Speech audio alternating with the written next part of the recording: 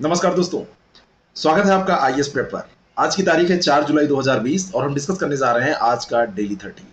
आज के डेली 30 के अंतर्गत जो टॉपिक है, आज का जो टर्म होता है उसमें एनवायरनमेंट या इंटरनेशनल ऑर्गेनाइजेशंस के बारे में हम डिस्कशन करते हैं। और आज के टॉपिक के अंतर्गत जो हमको डिस्कस करना है, यूएनओ के बारे में हम डिस्कस कर रहे थे, संयुक्त राष्ट्र संघ के बारे में, संयुक्त राष्ट्र संघ के अंगों के बारे में आज कुछ चर्चा हम यहाँ पर करेंगे। पहले भी हम एक एपिसोड उसके बारे में कर चुके हैं, एक या दो एपिसोड कर चुके हैं, और ये जो एपिसोड होगा उससे वो और ज़्यादा अच्छा हो जाएगा पूरा जो हमारा अध्ययन है। तो 20 क्वेश्चन आज के इस टॉपिक पर, 10 क्वेश्चन आज के करंट अफेयर पर, टोटल 30 क्वेश्चन हम डिस्कस करेंगे। और ये जो करंट अफेयर हम डिस्कस करते हैं या जो ये टॉपिक डिस्कस करते हैं, इसका उद्देश्य क्या है? मैं चाहूँ तो आपको डायरेक्ट फैक्ट भी दे सकता हूँ, लेकिन मैं यहाँ पर कोशिश करता हूँ कि एक जापानी कहावत है ना, कि किसी को मछली देने से अच्छा है उसे मछली पकड़ना सिखा देना। मेरी कोशिश यही है कि आप एक अच्छे मछुआरे बन जाएं, मछली पकड़ना जान जाएं। मछुआरे इस सेंस में, आप परीक्षा दे रहे हैं तो आप क्वेश्चन को पकड़ना जान जाएं। जो मुहावरे होते हैं, जो लोकोक्तियां होती हैं, उनका भाव होता है ना? तो उसको समझिए। पहला प्रश्न हम लेने जा रहे हैं। मैं ओम पांडे, आपका गाइड, आपका दोस्त, ये भी मैं बोल देता हूं। चलिए शुरू करते हैं और लेते हैं पहला प्रश्न। निम्नलिखित कथनों पर विचार कीजिए। पहला प्रश्न है कि सुरक्षा परिषद संयुक्त राष्ट्र संघ का प्रमुख अंग है। कोई इसमें गड़बड़ी है? संयुक्त राष्ट्र संघ के अंतर्गत सुरक्षा परिषद आता है। सुरक्षा परिषद इसका प्रमुख अंग है। अध्याय 3 और अनुच्छेद 7 जो संयुक्त राष्ट्र संघ का चार्टर है, इसके अंतर्गत 6 अंग हैं इसके। इसमें सुरक्षा परिषद है, महासभा है, आर्थिक और सामाजिक परिषद है, न्यायशीता परिषद है, अंतर्राष्ट्रीय न्यायालय भी इसी के अंतर्गत आता है, और सचिवालय है। ये 7 अंग हैं इसके, 6 अंग हैं इसके। और इन 6 अंगों में से एक संयुक्त राष्ट्र संघ का अंग है सुरक्षा परिषद। बिल्कुल सही है। अंतर्राष्ट्रीय न्यायालय नीदरलैंड के द हेग में स्थित है। ये भी बिल्कुल सही है। इसका जो मुख्यालय है, मतलब अंतर्राष्ट्रीय जो न्यायालय है, वो यहीं पर स्थित है। तो इस तरीके से सी इसका सही उत्तर हो जाएगा। दोनों के दोनों सही है। अगला जो प्रश्न है, संयुक्त राष्ट्र संघ के 4 मुख्य कार्यकारी अंग सक्रिय है संयुक्त राष्ट्र में। ये तो गलत हो जाएगा। अभी मैंने आपको बताया कि 6 अंग हैं इसमें, तो 6 अंग हैं तो ये गलत हो जाएगा। और अब मुख्य रूप से पहले 6 थे, लेकिन अब 5 ही बचे हैं। महासभा, सुरक्षा परिषद, आर्थिक और सामाजिक न्यायता परिषद, सामाजिक परिषद, न्यायता परिषद, अंतर्राष्ट्रीय न्यायालय और सचिवालय। ठीक है, तो ये 5 मुख्य कार्यकारी अंग हैं जो सक्रिय तौर पर कार्य करते हैं। कार्यकारी अंगों की बात हो रही है, तो ये 4 नहीं है, ये 5 हैं। ये आप जान लीजिएगा कितने हैं, 5 अंग हैं। और पलाऊ की स्वतंत्रता 1994 के बाद न्यायता परिषद के पास कोई भी क्षेत्र न्यास के रूप में नहीं रह गया। ये बिल्कुल सही है। 1994 के पहले, जब तक पलाऊ स्वतंत्र नहीं हुआ था, तो न्यायता परिषद के पास में एक क्षेत्र था ये ऐसा, जो न्यास के रूप में था। किस रूप में? ट्रस्टीशिप की अवधारणा आप जानते हैं ना, ट्रस्ट के तौर पर था, लेकिन अब कोई नहीं है। तो बी ऑप्शन इसका करेक्ट हो जाएगा। अगला प्रश्न है, किसे विश्व की लघु संसद भी कहा जाता है? कौन सा ऐसा अंग है संयुक्त राष्ट्र का जिसको विश्व की लघु संसद कहा जाता है? और विश्व की लघु संसद कहलाता है महासभा। ए ऑप्शन इसका बिल्कुल करेक्ट है। संयुक्त राष्ट्र का जो चार्टर है, चार्टर के अध्याय 4 के अंतर्गत अनुच्छेद 9 से अनुच्छेद 22 तक महासभा का उल्लेख है। जो इसके अंतर्गत चार्टर है, चार्टर में आर्टिकल 9 से आर्टिकल 22 तक इसका उल्लेख किया गया है। इसी के बारे में उल्लेख है, महासभा के बारे में है। और सभी सदस्य देशों के प्रतिनिधियों को महासभा में स्थान दिया जाता है, ये भी ध्यान रखिएगा। और प्रत्येक राष्ट्र का प्रतिनिधित्व होने के कारण इसे विश्व की लघु संसद कहा जाता है। किस लिए कहा जाता है? क्योंकि हर एक देश जो इसके सदस्य हैं, उसके सदस्यों को इसमें स्थान दिया जाता है, तो पूरे विश्व स्तर का प्रतिनिधित्व ये करती है, इसीलिए इसको लघु संसद कहा जाता है। अगला प्रश्न है, निम्नलिखित कथनों पर विचार कीजिए। पहला स्टेटमेंट, महासभा का प्रमुख कार्य संयुक्त राष्ट्र के बजट पर विचार करना और उसे स्वीकृति प्रदान करना है। महासभा का क्या यही कार्य है? बिल्कुल, प्रमुख कार्यों में से एक कार्य है। निरस्त्रीकरण और शस्त्रों के नियमन के सिद्धांतों के साथ अंतर्राष्ट्रीय शांति और सुरक्षा को बनाए रखने का ये कार्य करती है। विचाराधीन मुद्दों को छोड़कर जो सुरक्षा परिषद में विचाराधीन है, अंतर्राष्ट्रीय शांति और सुरक्षा से जुड़े जो मुद्दे हैं उन पर यह कार्य करती है। बजट पर विचार करना भी इसका एक कार्य है। और यूनाइटिंग फॉर पीस, शांति के लिए एकता प्रस्ताव, महासभा द्वारा नवंबर 1950 में पास किया गया। ये स्टेटमेंट भी बिल्कुल सही है। ये भी बिल्कुल सही है, इसलिए सी इसका उत्तर हो जाएगा। अब जो ये यूनाइटिंग फॉर पीस है, यानी शांति के लिए एकता प्रस्ताव, इसके अनुसार महासभा में किसी ऐसे मुद्दे जिससे अंतर्राष्ट्रीय शांति और सुरक्षा को खतरा है और जो आक्रमण का कारण बन सकते हैं और जिस पर सुरक्षा परिषद के अस्थायी सदस्यों में आम राय नहीं बन पा रही है, उस पर कार्रवाई की जा सकती है। ये पूरा ये मुद्दा है, तो सी इसका ऑप्शन सही हो जाएगा। ठीक है ना। अगला जो प्रश्न है, संयुक्त राष्ट्र महासभा में भारत की प्रथम महिला अध्यक्ष कौन थी? संयुक्त राष्ट्र महासभा में पहली महिला अध्यक्ष भारत की कौन थी? करंट अफेयर में ये मुद्दा क्योंकि चर्चित रहा है, तो पहली थी श्रीमती विजय लक्ष्मी पंडित। महासभा की अध्यक्षता को बारी बारी से अफ्रीकी, एशियाई, पूर्वी यूरोप, लैटिन अमेरिका और पश्चिमी यूरोप, इनमें बारी बारी से बांटा जाता है, दिया जाता है अवसर। 10 जनवरी 1946 की बात है, 10 जनवरी 1946 को प्रथम अधिवेशन इसका हुआ था और भारत की श्रीमती विजय लक्ष्मी पंडित महासभा की अध्यक्षता इन्होंने किया था। 8वीं अध्यक्षता इन्होंने किया था। 1953 की बात है जब वो थी वहां पर अध्यक्ष। और अभी चर्चा में क्या रहा है मुद्दा, मैंने करंट में डिस्कस किया था अध्यक्षता के बारे में, या जो भी आपको आता है कमेंट करके बताइएगा कि संयुक्त राष्ट्र महासभा में क्या भारत का कोई फिर से अध्यक्ष बनने जा रहा है। कमेंट करके आपको बताना है। अगर ये सब आप करते रहेंगे तो मुझे भी मजा आता है, अच्छा लगता है। वीडियो आपको अच्छा लगता है तभी लाइक करिए, तभी कमेंट करिए, लेकिन जो मैं प्रश्न पूछूं उसको बताइए, क्योंकि उसमें आपका हित है। आपके प्रश्न ज्यादा सही होंगे जब आप पार्टिसिपेट करेंगे इन कार्यक्रमों में। अगला प्रश्न है, निम्नलिखित में से किस संस्था को दुनिया का पुलिसमैन कहा जाता है? पुलिसमैन कहा जाता है दुनिया का, कौन सी ऐसी संस्था है? सुरक्षा परिषद को दुनिया का पुलिसमैन कहा जाता है। ठीक है, और पुलिसमैन ऑफ द वर्ल्ड, ये जो सिक्योरिटी काउंसिल है उसको कहा जाता है। तो ये बी ऑप्शन इसका करेक्ट हो जाएगा। और ऐसा क्यों कहा जाता है? ऐसा इसलिए कहा जाता है क्योंकि अंतर्राष्ट्रीय शांति और सुरक्षा को बनाए रखना ही इसकी प्रमुख जिम्मेदारी है। किसकी? सुरक्षा परिषद की। और पुलिस का काम भी यही होता है, पुलिस का भी यही काम होता है। अगला प्रश्न, पहला स्टेटमेंट है कि सुरक्षा परिषद की कुल सदस्य संख्या 12 है, और दूसरा स्टेटमेंट है कि 5 जो अस्थायी सदस्य हैं सुरक्षा परिषद में, उसमें चीन, जर्मनी, रूस, ब्रिटेन और संयुक्त राज्य अमेरिका है। सबसे पहले तो आप ये जान लीजिए कि जो सुरक्षा परिषद है उसमें कुल सदस्य संख्या कितनी है? 12 नहीं है, कितनी है? 5 अस्थायी सदस्य हैं और 10 अस्थायी सदस्य हैं, तो टोटल 15 है। 5 और इसमें आप 10 जोड़ दीजिए, तो टोटल जो संख्या है ये 15 है। तो पहला स्टेटमेंट तो यही गलत हो गया। दूसरा, इसमें जर्मनी नहीं है ना? चीन है, फ्रांस है, रूस है, ब्रिटेन है, संयुक्त राज्य अमेरिका है, जर्मनी इसमें नहीं है। तो अगर चीन के बाद में यहाँ पर फ्रांस दिया होता तो ये सही हो जाता, ये भी गलत हो गया। यहाँ पर क्या है? फ्रांस है, ये जर्मनी नहीं है, जर्मनी इसमें शामिल नहीं है सुरक्षा परिषद की अस्थायी सदस्यों में। तो डी ऑप्शन इसका करेक्ट हो जाएगा। निम्नलिखित कथनों पर विचार कीजिए, सुरक्षा परिषद के प्रत्येक सदस्य का एक वोट होता है। बिल्कुल सही है, सुरक्षा परिषद का जो सदस्य है, हर एक सदस्य उसका एक वोट होता है। और प्रमुख मामलों में 5 अस्थायी सदस्यों की सहमति जरूरी नहीं है, कोई भी मामला हो। तो जब प्रमुख मामला लगा हुआ है, यानी कि कोई भी इंपॉर्टेंट डिसीजन लेना है, मेजर केस है, तो उसमें सहमति जरूरी है नहीं, यहाँ पर ये गलत दिया हुआ है, तो यहाँ पर सहमत जरूरी है। तो पहला सही है, दूसरा गलत है, ए इसका ऑप्शन करेक्ट आंसर हो जाएगा। अगला प्रश्न है, यदि कोई स्थायी सदस्य, पहला स्टेटमेंट, यदि कोई स्थायी सदस्य किसी निर्णय से सहमत नहीं है तो वह अपने वीटो के अधिकार का उपयोग कर सकता है। पहला ये स्टेटमेंट है। और दूसरा है कि चीन ने अभी तक अपने वीटो के अधिकार का प्रयोग नहीं किया है। पहला तो ये बिल्कुल सही है कि कोई अस्थायी सदस्य ही वीटो का उपयोग कर सकता है, और कब करेगा? जब कोई भी निर्णय लिया जा रहा है और उससे वो सहमत नहीं है, असहमति है उसकी, तब। तो पहला तो ये बिल्कुल सही स्टेटमेंट है। दूसरे स्टेटमेंट पर हम आते हैं, चीन ने अभी तक वीटो का प्रयोग नहीं किया है। तो मैं आपको बताना चाहता हूं, 1972 में 2 बार वीटो का इस्तेमाल चीन ने किया। बांग्लादेश को संयुक्त राष्ट्र की सदस्यता के प्रस्ताव के विरोध में इसने इसको प्रयुक्त किया था वीटो को, और मंगोलिया के संयुक्त राष्ट्र सदस्यता संबंधी आवेदन के विरोध में भी वीटो का प्रयोग चीन ने किया था। तो ये गलत है कि कभी नहीं किया है। तो पहला ऑप्शन इसका करेक्ट हो जाएगा और ए इसका सही उत्तर हो जाएगा। अगला प्रश्न है, संयुक्त राष्ट्र के चार्टर में वीटो शब्द का प्रयोग नहीं किया गया है। अब आप बताइए कि वीटो इतना महत्वपूर्ण है और संयुक्त राष्ट्र के चार्टर में होगा या नहीं होगा? कोई जरूरी नहीं है कि होगा। वीटो शब्द का प्रयोग इसमें नहीं किया गया है, बिल्कुल सही है। 4 फरवरी 1944 को अमेरिकी राष्ट्रपति रूजवेल्ट ने वीटो प्रणाली का प्रस्ताव रखा था, ये भी बिल्कुल सही है। तो दोनों के दोनों स्टेटमेंट सही हैं और इसका उत्तर सी हो जाएगा।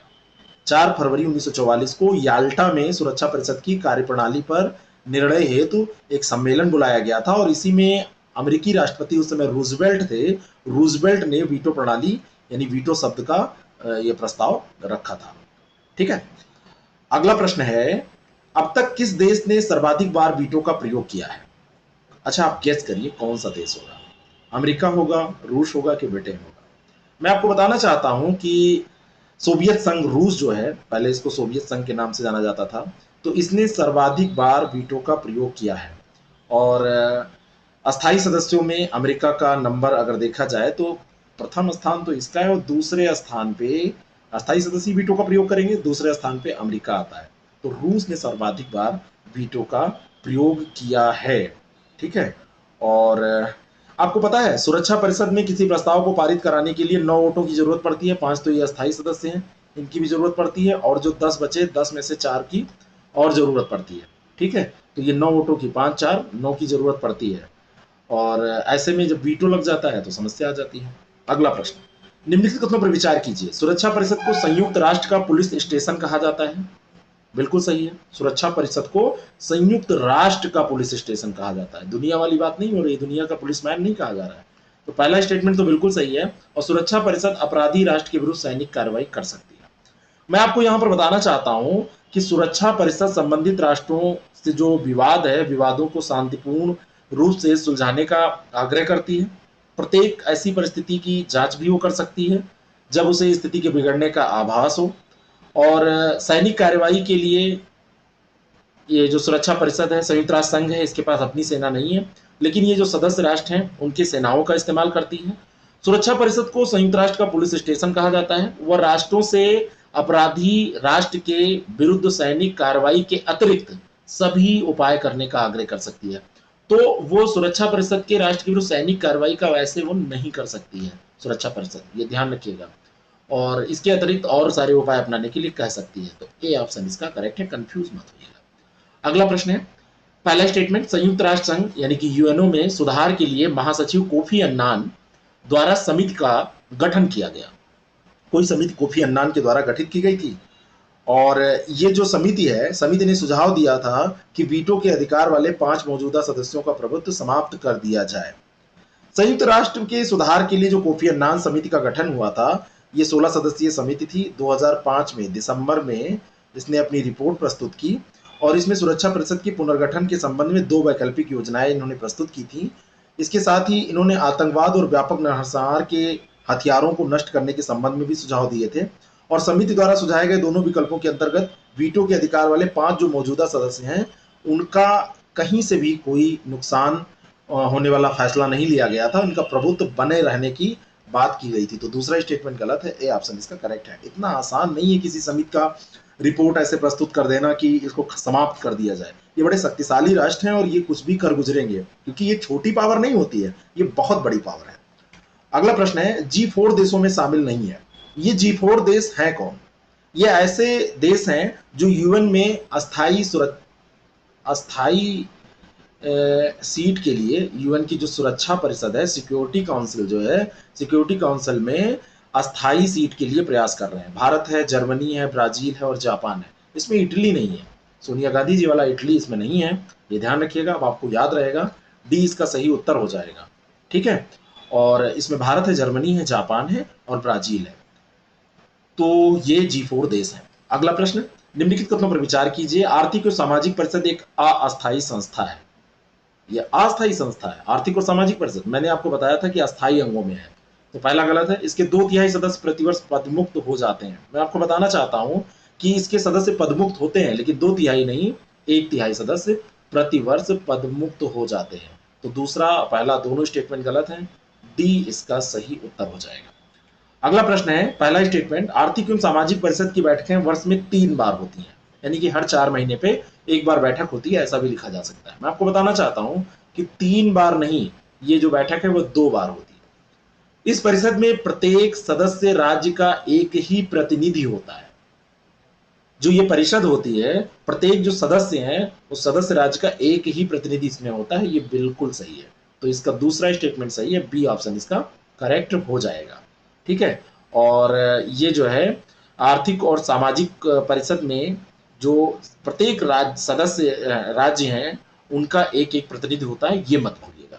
अगला प्रश्न, अंतर्राष्ट्रीय न्यायालय कहाँ स्थित है? पहले भी एक प्रश्न में हम डिस्कस कर चुके हैं, द हेग में है। ये ऑप्शन इसका करेक्ट है, बहुत बार पूछा भी गया है।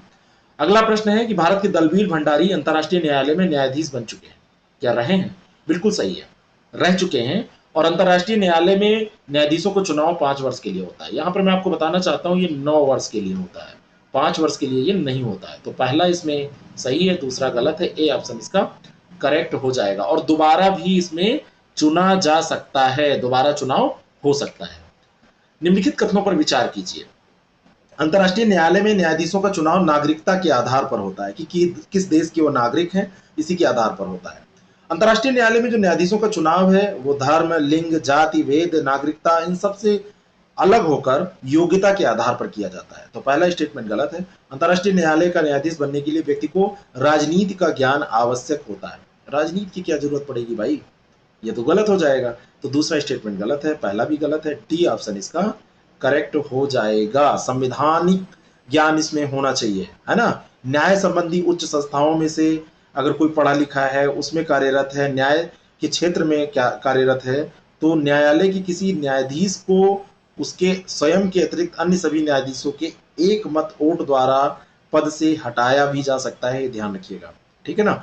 और न्यायालय के किसी न्यायाधीश को, जो ये न्यायालय होता है, उसको न्यायाधीश को उसके स्वयं के अतिरिक्त अन्य सभी न्यायाधीशों के एक मत वोट द्वारा ही हटाया जा सकता है।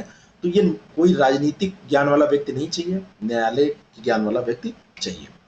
अंतर्राष्ट्रीय न्यायालय की आधिकारिक मान्यता प्राप्त भाषाएं कौन सी हैं, जो आधिकारिक तौर पर जिनका प्रयोग होता है? न्यायालय में जो आधिकारिक मान्यता प्राप्त भाषाएं हैं वो दो हैं, फ्रेंच और इंग्लिश। फ्रेंच और इंग्लिश ये दो भाषाएं हैं, ए ऑप्शन इसका बिल्कुल करेक्ट हो जाएगा। चलिए अब देख लेते हैं करंट अफेयर के 10 प्रश्नों को। धम्म चक्र दिवस स्मृति में मनाया जाता है, किसकी स्मृति में मनाया जाता है, ये प्रश्न है। और जो धर्म चक्र दिवस है ये गौतम बुद्ध द्वारा पहला उपदेश देने की स्मृति में मनाया जाता है। ए ऑप्शन, बी ऑप्शन इसका करेक्ट हो जाएगा, बी पे ये दिया हुआ है। और अंतर्राष्ट्रीय बौद्ध परिसंघ है, उसने अभी संस्कृति मंत्रालय और उसने मिलकर 4 जुलाई 2020 की आषाढ़ पूर्णिमा पर धम्मचक्र दिवस के समारोह का आयोजन किया। और इस दिवस के लिए राष्ट्रपति भवन में समारोह का उद्घाटन रामनाथ कोविंद जी ने किया। हर साल जुलाई महीने में पहली जो पूर्णिमा पड़ती है उसी के दिन ये धम्मचक्र दिवस मनाया जाता है। अगला प्रश्न, देश का प्रथम प्लाज्मा बैंक कहाँ स्थापित किया गया? प्लाज्मा बैंक अभी तक भारत में नहीं था और पूरे देश में पहला प्लाज्मा बैंक यकृत एवं पित्त विज्ञान संस्थान the institute of liver and biliary science ILBS के नाम से इसको जाना जाता है। ये नई दिल्ली में है, न्यू दिल्ली में है, और वहां पर इसकी स्थापना की गई है प्लाज्मा बैंक की, इसी के संस्थान के अंतर्गत। अगला प्रश्न है, फोबोस किसका उपग्रह है? भारतीय अंतरिक्ष अनुसंधान संगठन के मंगलयान जो मिशन है, मार्स ऑर्बिटर मिशन के रूप में जिसको जाना जाता है, उसने फेबोस मंगल ग्रह का सबसे बड़ा चंद्रमा या प्राकृतिक उपग्रह, इसके चित्र लिए हैं। और इसरो द्वारा 3 जुलाई 2020 को ये चित्र साझा किया गया है। तो ये फेबोस किसका उपग्रह है? मंगल का। तो सी ऑप्शन इसका करेक्ट हो जाएगा। अगला प्रश्न है, विज्ञान और प्रौद्योगिकी विभाग के अधीन स्वायत्त नैनो विज्ञान और प्रौद्योगिकी संस्थान स्थापित है, ये कहां पर स्थापित है? ये इंपॉर्टेंट प्रश्न है। और नैनो विज्ञान और प्रौद्योगिकी संस्थान भारत सरकार के अंतर्गत आता है और ये स्थापित है मोहाली पंजाब में। नैनो विज्ञान और प्रौद्योगिकी संस्थान, ठीक है, मोहाली पंजाब में ये स्थित है। और यहाँ पर संस्थान के वैज्ञानिकों द्वारा कार्बनिक अकार्बनिक संकर यौगिक का संश्लेषण किया गया है, जो स्तन, फेफड़े और यकृत में जो कैंसर की कोशिकाओं की वृद्धि होती है उनको रोकने में सहायक होगा। और इस परीक्षण में वैज्ञानिकों के द्वारा हाइड्रोथर्मल विधि का प्रयोग किया गया है, इसीलिए चर्चा में आया है। और इसका बी ऑप्शन करेक्ट हो जाएगा। शिवालिक वन क्षेत्र निम्नांकित में से किस राज्य में स्थित है? कितने लोग इसमें सहारनपुर के रहने वाले हैं या उस एरिया के रहने वाले हैं? तो जो उत्तर प्रदेश का सहारनपुर है, सहारनपुर का जो क्षेत्र है जहां पर हिमाचल प्रदेश, उत्तराखंड, हरियाणा और उत्तर प्रदेश, ये शिवालिक श्रेणी इन 4 राज्यों को जोड़ती है। सहारनपुर मंडल आयुक्त द्वारा शिवालिक वन को टाइगर रिजर्व घोषित करने का प्रस्ताव सरकार को भेजा गया है, इसलिए चर्चा में आया है। और शिवालिक वन क्षेत्र ये उत्तर प्रदेश में भी आता है, सी ऑप्शन इसका में आता है और सी ऑप्शन इसका बिल्कुल करेक्ट है। और ये क्योंकि इतने इंपॉर्टेंट जगह पर है, हिमाचल प्रदेश, उत्तराखंड, हरियाणा और उत्तर प्रदेश, इनको जोड़ता है, ये ऐसा क्षेत्र है, ठीक है ना। अगला जो प्रश्न है शिवालिक जोड़ता है, ध्यान रखिएगा। किस देश में लोगों ने ह्यूमन साइकिल बनाकर नया विश्व रिकॉर्ड स्थापित किया? 15,000 से ज्यादा साइकिलिस्ट जो थे इसमें प्रतिभाग किए हैं, और इन लोगों ने एक ह्यूमन चेन बनाई, और इसके पूर्व 2620 लोगों ने एक साथ खड़े होकर ह्यूमन साइकिल बनाकर विश्व रिकॉर्ड बनाया था। ब्रिटेन में 6 जून 2017 को अभी 1148 लोगों ने बनाया था। रूस में ये सब रिकॉर्ड तोड़ के 15,000 से अधिक का रिकॉर्ड ये बना दिया गया है। बी ऑप्शन इसका करेक्ट है। अगला प्रश्न है कि हूल क्रांति दिवस किस तिथि को मनाया जाता है? हूल क्रांति दिवस जो है प्रत्येक वर्ष सिद्धू तथा कानू दो भाइयों के नेतृत्व में 30 जून 1955 को वर्तमान झारखंड के साहेबगंज जिले के भागंडी गांव में हूल विद्रोह प्रारंभ जो किया गया था उसी की याद में मनाया जाता है। सिद्धू और कानू उन्होंने मिलकर ही चलाया था। सिद्धू ने घोषणा की थी करो या मरो, अंग्रेजों हमारी माटी छोड़ो, और इसे अंग्रेजों के खिलाफ पहली लड़ाई भी माना जाता है हूल विद्रोह को। तो ये 30 जून को हूल क्रांति दिवस मनाई जाती है। बी ऑप्शन इसका करेक्ट है। फ्रांस का नया प्रधानमंत्री किसे नियुक्त किया गया है? Very important question for UPPCS, UPPSC के लिए कोई भी अगर आप एग्जाम देने जा रहे हैं तो प्राइम मिनिस्टर जो फ्रांस का बना है ये इंपॉर्टेंट आपके लिए है, और ये है जीन कैस्टेक्स। जीन कैस्टेक्स जो हैं ये प्राइम मिनिस्टर बनाए गए हैं कहाँ के? फ्रांस के। डी ऑप्शन इसका बिल्कुल करेक्ट हो जाएगा। और 55 साल के हैं और फ्रांस के नए प्रधानमंत्री ये नियुक्त हुए हैं, इतना ध्यान रखिएगा, 55 साल के हैं, बहुत नए नहीं है। स्ट्राइप्ड हेयर स्ट्रेक और इलूसिव प्रिंस ये क्या है? अभी हाल में क्या हुआ है, लेपिडोस्टेप्टिस ने अरुणाचल प्रदेश में तितलियों की 2 प्रजातियां खोजी है। तो अरुणाचल प्रदेश में तितलियों की ये 2 प्रजातियां हैं, स्ट्राइप्ड हेयर स्ट्रेक और इलूसिव प्रिंस। ये ध्यान रखिएगा, कभी कभी आपसे पूछ ली जाती हैं। कहाँ खोजी गई हैं? अरुणाचल प्रदेश में। और अंतिम प्रश्न है उसके पहले मैं आपको बताना चाहता हूँ, आरओ का हम लोग कोर्स लॉन्च करने जा रहे हैं। बेसिकली हिंदी का तो फुल कोर्स रहेगा, उसकी क्लासेस भी होंगी, मटेरियल भी आपको मिलेगा, और हिंदी में ये मान के चलिए आप अगर सही से क्लास कर लेंगे तो 50 से ऊपर 55-50 के बीच में क्वेश्चन आपके हर हाल में हम लोग सही करवाने की कोशिश करेंगे। बाकी पढ़ना तो आपको है। बहुत कम पैसे में कोर्स हम लॉन्च करने जा रहे हैं, जैसे बीओ का कोर्स चल रहा है, उसमें टेस्ट भी होंगे, मटेरियल भी होगा, और ये सब समग्र रूप से ये हिंदी के 6 टॉपिक को हम कवर करेंगे। साथ में बीओ का जो कोर्स चल रहा है उसको आप लोग जो आपके संबंधी उनको भी बता सकते हैं, आप लोग अगर दे रहे हैं तो उसको ले सकते हैं। कोई भी जानकारी चाहिए तो 6307281212 पर आप कांटेक्ट कर सकते हैं। आईएएस प्रेप एकेडमी ऐप को जरूर डाउनलोड कर लीजिए, आप उससे लाभान्वित ही होंगे। कंप्लीट एनसीईआरटी उस पर पड़ी है, न्यूज़पेपर उस पर मिलता है आपको, और आपको ये जितने भी कोर्सेज हैं उनके बारे में जानकारी, मॉक टेस्ट बहुत सारे फ्री में पड़े हुए हैं, वो भी आपको मिल जाएंगे देने को। तो आप उसको डाउनलोड कर लीजिए, और ये वीडियोस भी आप ऐप में देख सकते हैं, वीडियो लेक्चर में, अगर आप यूट्यूब के डिस्टर्बेंस से बचना चाहते हैं। और चलिए देख लेते हैं अंतिम प्रश्न आज का, कि चीन में शोधकर्ताओं के द्वारा एक स्वाइन फ्लू की तरह दिखने वाले एक नए वायरस G4 की खोज की गई है। इसके संबंध में असत्य कथन की पहचान करना है। एक अभी कोरोना गया नहीं है और चाइना ने दूसरा खोज के निकाल दिया है। क्यों किया है? डराने के लिए कर रहा है क्या? ये वायरस मनुष्यों को संक्रमित कर सकता है, बिल्कुल सही है। यह वायरस H1N1 फ्लू वायरस की एक नई खोजी गई नस्ल है, ये भी बिल्कुल सही है। ये मूल रूप से चमगादड़ों में पाया जाने वाला एक वायरस है। मैं आपको यहाँ पे बताना चाह रहा हूँ कि यहाँ चमगादड़ों वाली जो बात कही गई है ये गलत है, क्योंकि ये पिग में पाया जाने वाला है, सुअरों में पाया जाने वाला है। तो तीसरा स्टेटमेंट गलत है, यही सही आंसर हो जाएगा। और ये श्वसन तंत्र की बाहरी परत में खुद की प्रतिकृतियां तैयार करने की क्षमता ये रखता है, यानी कि खुद की संख्या को बढ़ाने की क्षमता इसमें है। तो ये भी बहुत खतरनाक हो सकता है। तो ये आपको कैसा लगा जरूर बताएं, और घबराएं ना, कोविड भी चल रहा है, तो आप अपने को मास्क लगाकर बाहर निकलें और बार बार हाथ धुलें, सैनिटाइजर का उपयोग करें, तो आप बचे रह सकते हैं। Thank you very much, all the best.